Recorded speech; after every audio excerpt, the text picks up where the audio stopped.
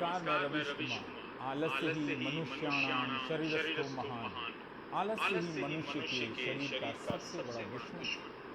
Social media के network ने लोगों को आलसी बना दिया है। वे अब शेयर, डिसलाइक, लाइक और वायरल के जरिए संघर्ष करते हैं जिसमें एक बूंद पसीना नहीं बहता। आए दिन न जाने कितने ट्रेंड और वायरल वीडियो इस सोशल मीडिया के नेटवर्क में आकर गायब हो जाते हैं, पता ही नहीं चलता है। लोकतंत्र, सिस्टम और जनमानस पर इनके असर का अध्ययन किया जाना चाहिए। प्राइम टाइम के कई एपिसोड में मैंने कहा है कि एक डेमोक्रेसी इंडेक्स होनी चाहिए, जहां मुद्दों को लेकर होने वाले प्रदर्शन, उनके खिलाफ स्टेट की हिंसा, कार्रवाई और प्रदर्शन का रिजल्ट, ये सब दर्ज हो तो पता चले कि लोकतंत्र कितना बचा है, कितना सक्रिय है।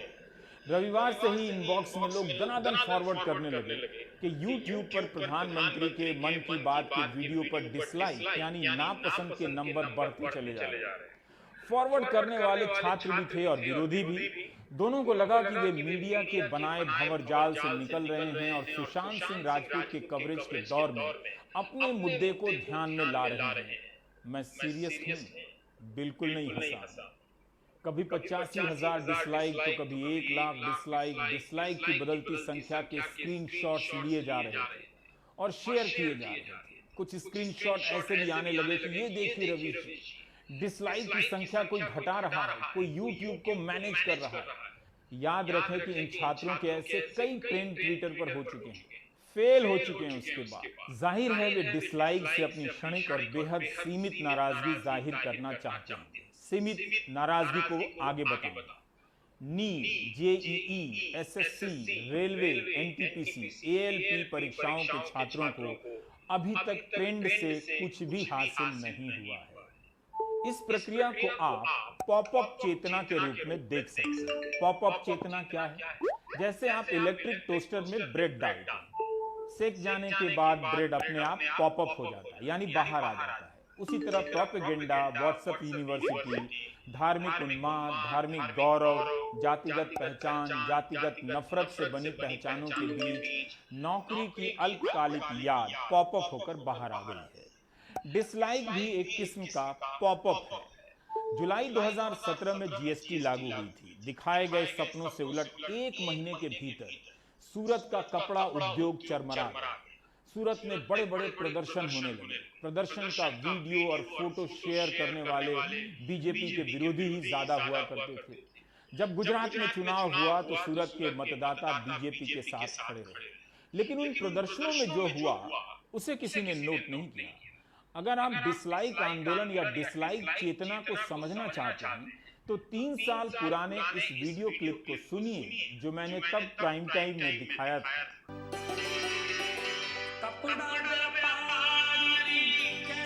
इसका पेज याद कीजिए। यहाँ पर एक कंटेंट होता है और इसके नीचे लाइक, डिसलाइक और शेयर के बटन होते हैं। कंटेंट एक ही होता है। हर कंटेंट एक किस्म का जनमत संग्रह पैदा करता है।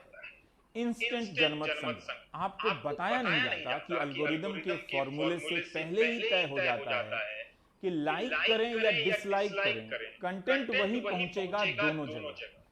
आप क्या देखेंगे ये एल्गोरिदम से तय होता है, आप क्या नहीं देखेंगे यह भी उसी से तय होता है। जैसे आजकल वो लोग सुशांत सिंह राजपूत के कवरेज के वीडियो को ज्यादा शेयर करते हैं जो इसे लाइक नहीं करते, यानी डिसलाइक करना भी एक तरह से लाइक करना भी है। इस वक्त फेसबुक को लेकर कई तरह की खबरें आ रही हैं। वॉल स्ट्रीट जर्नल और टाइम पत्रिका में भारत में फेसबुक की कारस्तानी की पोल हर दिन खुल रही है। खबरों की हेडलाइन भी तो देखिए, बता रही है कि कैसे फेसबुक ने गुप्त रूप से भारत में मोदी के चुनावी अभियान को सपोर्ट किया। 2012 से ही विपक्ष की आवाज फैलने नहीं दी गई, विपक्ष को गायब कर दिया गया। नफरत के नारे लगाने वालों को फेसबुक ने भारत में खुली छूट दी। फेसबुक ने माना भी कि नफरती नारों और भाषणों को लेकर कुछ करने की जरूरत है, क्योंकि यही फेसबुक अमेरिका में ऐसे नारों को रोकना महत्वपूर्ण नहीं है। मेरा सिर्फ इतना कहना है कि ट्रेंड और डिसलाइक का तुरंत मतलब नहीं निकाला जाना चाहिए कि जनता में रोजगार को लेकर कोई नई चेतना आ गई है। आप यकीन कीजिए, डिसलाइक करने वाले नौजवान जब प्राइम टाइम का ये एपिसोड देखेंगे तो उनके दिल धड़कने लगेंगे और नजर नीची हो जाएगी। वैसे ही जैसे क्लास में मास्टर ने नकल करते हुए छात्रों के समूह को पकड़ लिया है। इसलिए हाथ पीछे कर खड़े होने की जरूरत नहीं है, आगे आकर नजर मिलाकर प्राइम टाइम देखने की जरूरत है। क्या आपको पता है कि एसएससी सीजीएल का मामला क्या है, ये इम्तहान क्या है? इस तरह के ट्वीट में छात्र लिखते हैं कि स्टाफ सिलेक्शन कमीशन सीजीएल 2018 की परीक्षा के रिजल्ट का इंतजार करीब 850 दिनों से लटका है, रिजल्ट नहीं आ रहा है। एसएससी सीएचएसएल 2018 की परीक्षा का रिजल्ट 540 दिनों से भी ज्यादा समय से अटका पड़ा है, इंतजार हो रहा है। एमटीएस 2019 की परीक्षा का रिजल्ट करीब 490 दिनों से अटका है, यानी रिजल्ट नहीं आया है। छात्र लिखते हैं कि यह सिर्फ नंबर नहीं है, बल्कि इतने दिन उनके बर्बाद हुए हैं। रिजल्ट आता तो नौकरी करते, सैलरी लेते, घर चलाते। 8 महीने से ज़्यादा हो चुके हैं, टीयर 3 का अभी तक रिजल्ट नहीं आया है फाइनल। ठीक है, 850 से ज़्यादा दिन हो चुके हैं 2018 एग्जाम को, टीयर 3 का भी रिजल्ट अवेटिंग है। उसके बाद टीयर 4 होगा, टीयर 4 के बाद भी काफ़ी ज़्यादा प्रोसेस होता है, फिर फाइनल रिजल्ट आएगा, उसके बाद ज्वाइनिंग में भी बहुत ज़्यादा टाइम लगता है। मेरी सिस्टर ने एसएससी सीजीएल 2018 दिया था, उसमें बहुत अच्छे मार्क्स है और उसका आराम से सिलेक्शन हो सकता है। उसने उसके लिए बहुत मेहनत करी थी। पहली बात तो उसका पेपर का नोटिफिकेशन 2018 में आया और उसका एग्जाम 1 साल बाद 2019 में लिया गया। 2019 में लेने के बावजूद भी कि सरकार को और इस संस्थान को शर्म आ जाए कि हम जल्दी से प्रोसेस कंप्लीट करें, इनने वो भी नहीं करा। सुशांत सिंह राजपूत डेथ हुई, सुसाइड जो भी हुआ, सबने मेंटल हेल्थ के बारे में बात की, मेंटली फिट कैसे रहे, लेकिन किसी भी न्यूज़ चैनल ने हम स्टूडेंट जॉब एस्पिरेंट्स के ऊपर बात ही नहीं की। हम किस मेंटल फेज से गुजर रहे हैं, हमारे अंदर क्या क्या डिप्रेशन है, जॉब टाइम पे जॉब ना मिलने की वजह से हमारी मेंटल हेल्थ की किसी को चिंता नहीं है। ट्रेंड कराने वाले छात्रों ने बताया कि मार्च से लेकर आज तक कम से कम 9 बार ट्रेंड करा चुके हैं एसएससी की परीक्षा के संबंध में, जिसमें कभी 10,000 तो कभी 2 लाख से अधिक ट्वीट हुए। किसी का ध्यान तभी क्यों नहीं गया? यानी प्रधानमंत्री के राजनीतिक विरोधियों की नजर तभी गई जब उनके वीडियो को डिसलाइक मिली। लाइक कितनी मिलती थी ये तो पता कर लें मन की बात के यूट्यूब वीडियो को। क्या इसके बाद रिजल्ट निकलने लगेंगे, नौजवानों की ज्वाइनिंग होने लगेगी? मुझे नहीं लगता कि ऐसा होगा। हो जाएगा तो मुझे बहुत खुशी होगी। 492 दिनों से रिजल्ट नहीं आ रहा है, 846 दिनों से रिजल्ट नहीं आ रहा है। यही नहीं, यूपी में 69,000 भर्ती पूरी करो, 4,000 उर्दू भर्ती पूरी करो। इस तरह के आए दिन ट्रेंड होते रहते हैं, राजस्थान से भी, मध्य प्रदेश से भी। चुनाव के पहले ऐसी ही लटकी भटकी परीक्षाओं को लेकर प्राइम टाइम के कई एपिसोड हमने किए, हफ्तों नहीं महीनों। तब लोकसभा का चुनाव आने वाला था, कई भर्तियों के नतीजे आए भी दबाव में और लोगों को ज्वाइनिंग लेटर मिला, मगर चुनाव बीतते ही बातें खत्म हो गई। आपको एक और उदाहरण से समझाता हूं। चुनाव के कारण 2018 में रेलवे ने वैकेंसी निकाली, सहायक लोको पायलट की। ये एक छात्र का ही मैसेज है जो ट्विटर से लिया है, मैंने वही पढ़ के बता रहा हूं। पूर्वी रेलवे 400 सहायक लोको पायलट परीक्षा पास कर ट्रेनिंग का इंतजार कर रहे हैं, कोई जवाब नहीं दिया जाता है। सोचिए, महीनों से बिना सैलरी के घर बैठे हैं ये जवान। लिखते हैं कि परीक्षा का नोटिफिकेशन जारी होता है 2018 के साल में, अगस्त 2018, जनवरी 2019, मई 2019 में परीक्षा के चरण पूरे होते हैं। जून 2019 में मेडिकल की प्रक्रिया शुरू होती है, मेडिकल जांच की। 5 महीने बाद नवंबर 2019 में पैनल बनता है सफल उम्मीदवारों का। जनवरी 2020 में इन्हें डिवीजन दिया जाता है कि आपकी नियुक्ति इस डिवीजन से होगी, जैसे भोपाल डिवीजन या गोरखपुर डिवीजन। अप्रैल से इन्हें ट्रेनिंग पर जाना था, मगर मामला स्थगित है, कोई अपडेट नहीं। राज्य सरकार को वैकेंसी निकालती नहीं, केंद्र सरकार भी हम लोगों के साथ अनियमितता कर रही है कि हम लोग 2018 में ग्रुप डी के एग्जाम पास करने के बावजूद भी हम लोगों को नौकरी नहीं मिला। आज तक इसका कुछ निवारण भी नहीं निकला।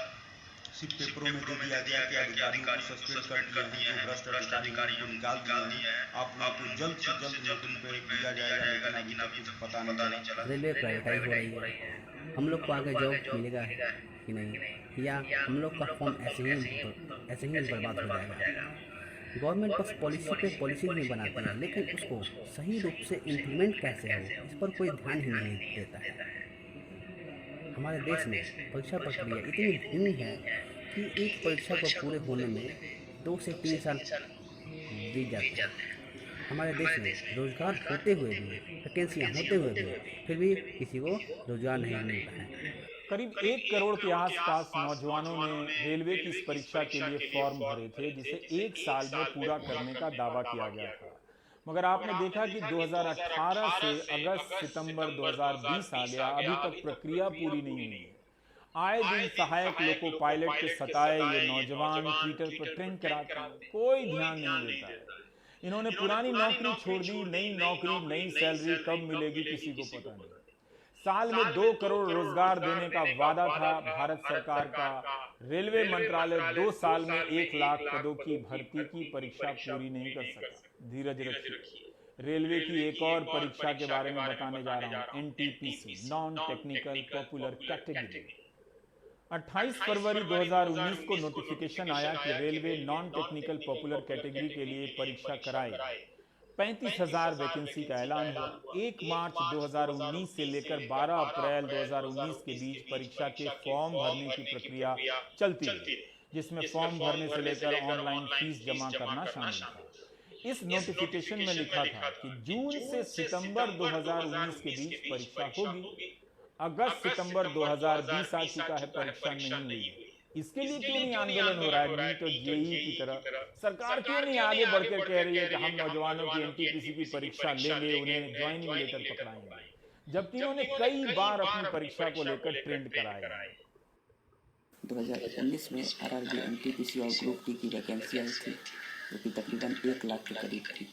उसमें हमने फॉर्म फिलअप किया था और उसमें 500 रुपये देकर हमने फिलअप किए थे फॉर्म। अभी तक उसका कोई भी एग्जामिनेशन का कोई भी नोटिफिकेशन नहीं आया है, जो कि काफ़ी डिले हो चुकी है एग्जामिनेशन में। सरकार को इस पर ध्यान देना चाहिए, क्योंकि हम लोग गरीब फैमिली से बिलोंग करते हैं और अधिक दिनों तक अपनी तैयारी को जारी नहीं रख सकते हैं। मैं राजस्थान के अजमेर ज़िले से और उन 1.5 करोड़ से भी ज़्यादा अभ्यर्थियों में से हूँ जो पिछले 3 साल से गवर्नमेंट एग्ज़ाम की प्रिपरेशन कर रहे हैं, पर फ़ायदा कुछ नहीं है, क्योंकि ना तो एग्ज़ाम्स की डेट आती है, ना एग्ज़ाम्स के बारे में कुछ पता होता है और ना ही हमारे मुद्दों पर ध्यान दिया जाता है। सारे न्यूज़ चैनल, सारे मिनिस्टर्स हम पे कोई ध्यान नहीं दे रहे हैं। इनफैक्ट अब तो हाल ही है जेईई नीट की परीक्षाएँ वो हो रही हैं, इनके लिए सोचा जा रहा है, पर हम बेरोजगारों के लिए कोई मुद्दा नहीं उठाया जा रहा है। करोड़ों की संख्या में नौजवान कई साल से सताए जा रहे हैं।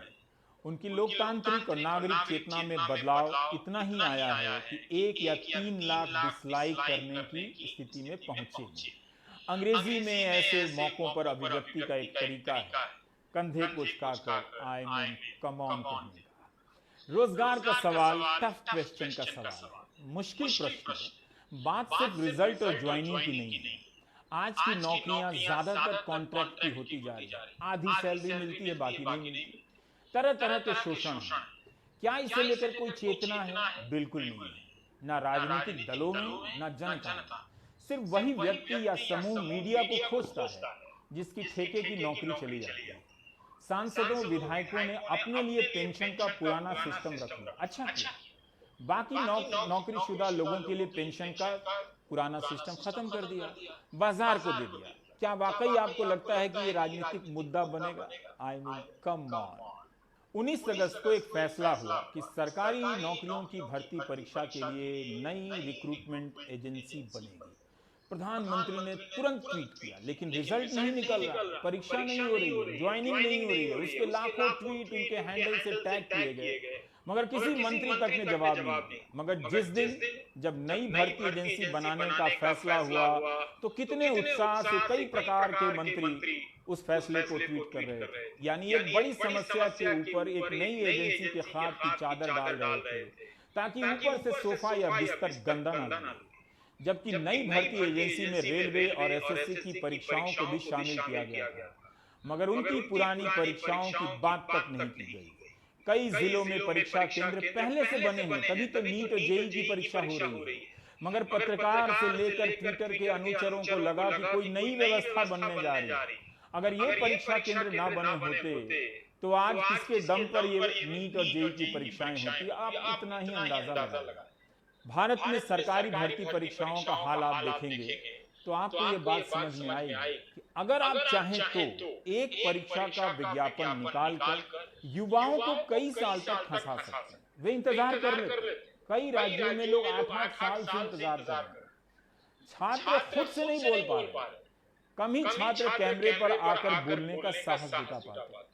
समझा जा सकता है उनके बदले गणित के एक शिक्षक ने वीडियो बयान जारी किया। आज ये भी चला कि कोचिंग में पढ़ाने वाले कई टीचर हम छात्रों के हित में बयान जारी कर रहे हैं। तो शिक्षकों से ही छात्रों की पीड़ा समझ लीजिए, इतना भी अच्छा है। जो एनटीपीसी आरआरबी के एग्जाम में 2.5 करोड़ बच्चों से फॉर्म भरवा के 500 रुपए फीस वसूल के बोलते हैं कि 400 रुपए बाद में वापस करेंगे। कितना बढ़िया धंधा चल रहा है, कमाल का तरीका है साहब का रेवेन्यू वसूलने का, और सरकार का इस पर कोई ध्यान नहीं है। आज 1.5 से 2 साल होने वाले हैं एनटीपीसी और आरआरबी में। एक बार ये कहते हैं हमें कोई एजेंसी नहीं मिल रही एग्जाम कराने के लिए, लेकिन हमारे देश की मीडिया इन सबको दिखाने का उसके पास कोई टाइम नहीं है। वो बस एक मुद्दा पकड़ लेंगे, उनको भी पता है सबको मजा आ रहा है, यही दिखाओ। मीडिया के सारे चैनल पे मिलके एक बार बोल देना 2-2 मिनट तो भी कुछ नहीं होने वाला, क्योंकि सरकार के कान पे मीडिया की बातों के व्यू नहीं रहती। सरकार और मीडिया एक हो चुकी है। 17 का एग्जाम 2021 आने को है, 4 साल में आप एक नौकरी की ज्वाइनिंग नहीं दे पा रहे। आप पूरे देश का चुनाव 1 महीने में खत्म करा देते हैं। छात्र परेशान, करोड़ों की संख्या। अच्छी बात है कि कोचिंग में पढ़ाने वाले शिक्षक उनके बदले बोल रहे हैं। बस इतना ध्यान रहे कि सारा अकाउंट ठीक होना चाहिए, वरना रिया चक्रवर्ती के घर पर जो ईडी की टीम है वो उनके कोचिंग इंस्टीट्यूट में ना पहुंचे। ऐसे सावधानी के लिए बोल रहा हूं।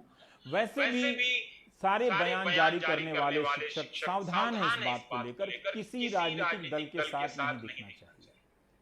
इस मुद्दे को लेकर कुछ राजनीतिक दलों ने प्रदर्शन किया है। कांग्रेस ने कई जगहों पर प्रदर्शन किए हैं, समाजवादी पार्टी ने भी प्रदर्शन किए हैं।